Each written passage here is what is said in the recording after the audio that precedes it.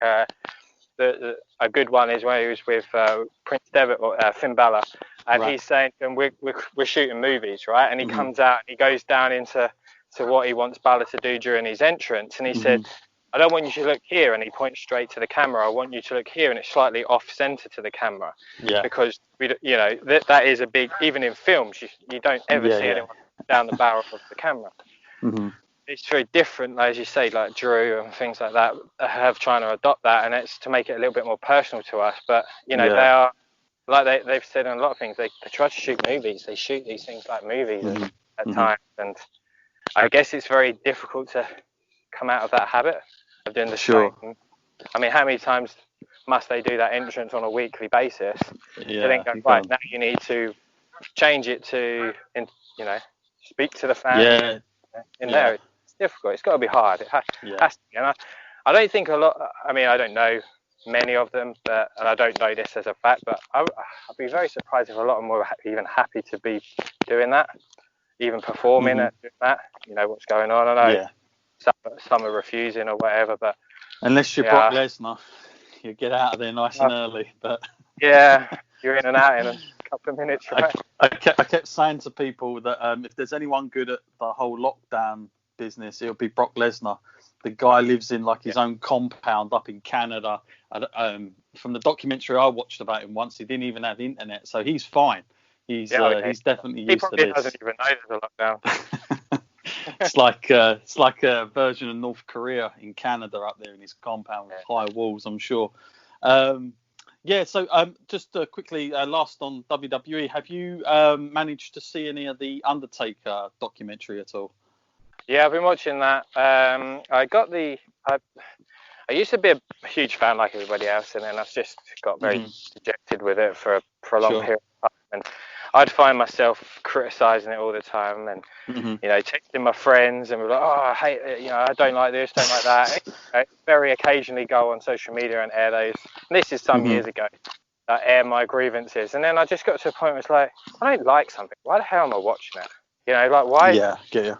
I put it towards like a habit. It became a habit. It became like, I have to watch. I think I'm going to do something. I need to. And you don't. I say to my friends, I broke my WWE habit, and not completely, but I just don't watch it. So I started getting in the network recently, trying to get a little bit more fitter, go down to the gym and do some cardio work. And sometimes you can only watch so much Netflix before you need something different. And I was like, I might go back and watch all of the old WWE stuff. So I got the network back. And then they brought out some documentaries, the Undertaker one, and then the Ruthless Aggression one. So I've been watching it. It's phenomenal. It's nice to finally see the Undertaker from a different light, because we've never seen him that way. The amount that he puts his body through to get ready is pretty insane. I thought last night when I was watching the third episode, I think it was. Third episode? Yeah, third episode. And he was saying, I need to, I'll go off and I'll train again and I'll see how I am. I just always thought, well, why isn't he consistently just keeping himself in relatively decent shape, like not completely ready? So he doesn't have to make that big jump each time. But I mean, you don't know how bad his body is and how much of a rest that he really does need after these sort of big events, but it's great, and it is something that WWE does better than anybody. There is no one doing or has ever done anything like as good as their documentary series is, even with the slight changes in history that they try to sort of edge in there. The Ruthless Aggression one, where they sort of make out that their WWE name changes because they wanted to go in a different way, but I mean, anybody knows it wasn't because the WWF, the Wildlife Foundation wanted that logo, but they kind of try to change and adapt history in a lot of these. Same with the Nitro Night Wars, but they're great. I love watching them. I could binge watch them all the time. They're great. Yeah, I really, I've been enjoying a lot of that stuff. In fact, I wish that they maybe, instead of having 3 hours of Raw and 2 hours of SmackDown every, I wish they'd put more of that stuff out on the network television to try and capture that casual audience again that might be not too much into the current product, just to get some more eyeballs, or just replay some old like pay-per-views that maybe a fan is sitting there that grew out of wrestling that would kind of remember it, and you bring them in that way. It's a good idea. Even if they were doing SummerSlams, I don't know, just something with good marketing, you could do it. Yeah, it'd be nice. I think that if you look at it, they have 3 hours Raw, 3 hours SmackDown, 2 hours NXT. It's a lot. It's already 8 hours of television they've got already. That's without the hundreds of thousands of hours they've probably got on backlog. I don't know how people keep up with it. I can't. Honestly, I called it a habit at one point. It was just like I would sit there and I would watch it on, super sped up, super quick, and then I'd sit for like 2 hours moaning about it to my friend who probably just didn't care because he loves it, and I'd just be like, I need to stop doing this. So I went and started. That's where independent wrestling for me is still the best. I love independent wrestling. And, certain other companies, TNA for me, I love. Impact, I love that company. I think they'll never die. They'll never die. But I love watching them. There's just so much more content out there nowadays that there is actually no need for you to sit and watch something that you just don't enjoy. If you don't like the WWE, honestly, I could name you 50 to 100 promotions right now that you can go and watch on like a high spot, Turnbuckle TV. There's just go and find something. If you don't, we're living in a day and age where it's easy access. So exactly. I mean, it's the best thing. Social media is a terrible tool, but it's also an incredible tool. And internet is a terrible tool, but it's also an incredible tool. And we have the ability to really watch anything. Like I could watch 20 different promotions today alone, and you couldn't do that in the 90s. Nah. Imagine doing that with a video trading. Oh my god. That was all I used to do that with the TNA. I used to get all the weekly shows. So I started falling out of love with wrestling around 2002. The foul sort of invasion angle just really put me off it, and the constant run-ins and for finishes and things like that. A lot of that. I was just like, I don't want this anymore. And TNA, I started to really get into the UFC around that period, and then sort of TNA really kept my fandom going, and I just loved what TNA was at the time. And would sort of DVD trade, I guess, for someone in America, and they would send me the shows every week, and then progressively went on to other promotions and things. But I mean, you couldn't have done it back in the early 2000s. Trying to see TNA and Ring of Honor was quite difficult if you didn't have a certain website that you purchased them illegally from, or somebody in America. It was so hard. But now, I can go and watch every show from 2010 on Honor Club. It's easy. It's fantastic. Yeah, no, absolutely. Are you like, now for me, as I've got older, I've started to go more back than forward with my wrestling. And a little birdie tells me that you might be a big fan of Stan Hansen. Is that right? Yeah. Right. Okay. I'm glad Rich didn't let me down there. I have quite a few times. I have people on. I've had like Sheldon Goldberg on, who's the promoter of New England Championship Wrestling, and I just love sitting there just picking his brain about some of the old wrestlers. I'm quite massive on Bruiser Brody. Yeah, me too. Yeah. And those kind of era. Have I been doing anything creative? Like I created like a whole. I create stuff just for the sake of creating it, and like one of my friends and partners, he fucking hates me texting him every 2 minutes telling him I've created this and what do you think, because he's just like, stop creating things. I did loads of stuff with Brody recently, and Brody Brody died when I was 2. I mean, like recently spoke to his wife about must have been January time now.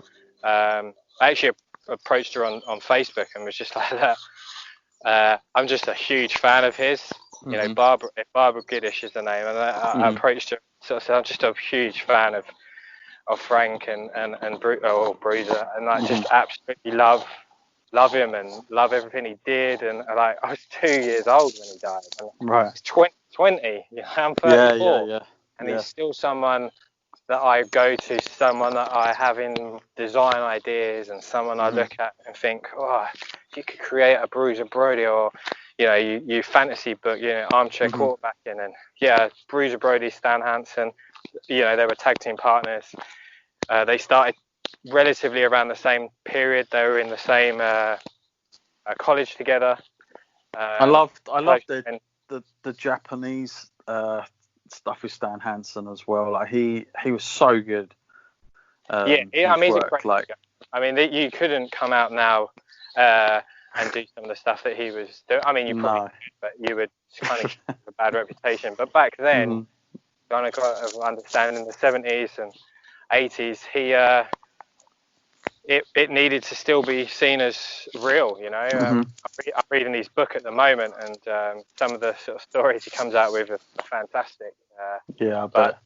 He's the greatest Gaijin that's ever gone to the US, to Japan, in my opinion.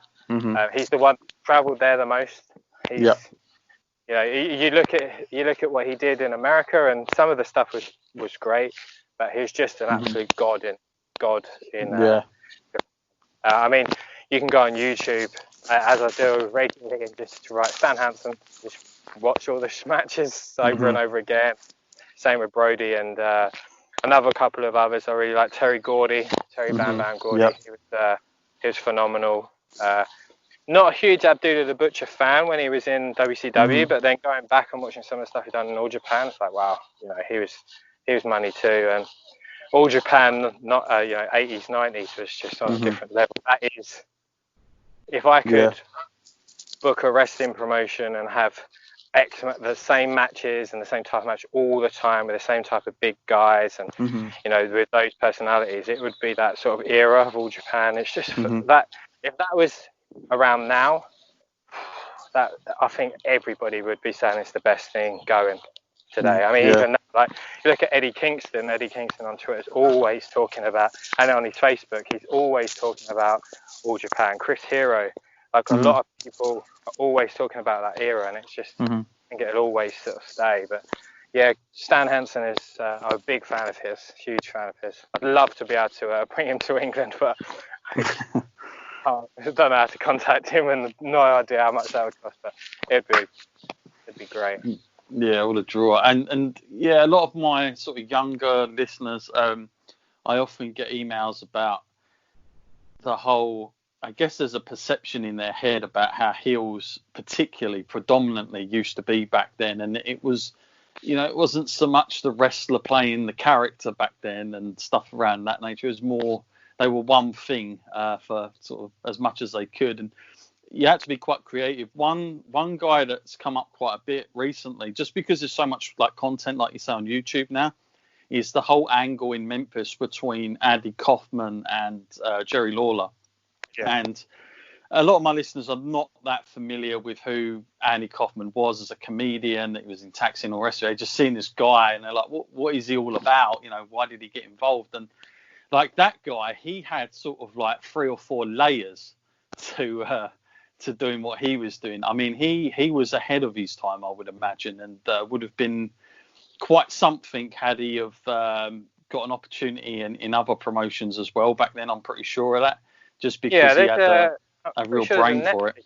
There's a Netflix documentary on him as well, on the whole thing. I think Jim Carrey's on it quite a bit as well. And I mean, it legitimately got people into believing it was very real, and you can tell from a lot of things that Jerry Lawler said that he thought it was real because of how convincing Andy Kaufman was, and his sort of characteristics and his mannerisms and things.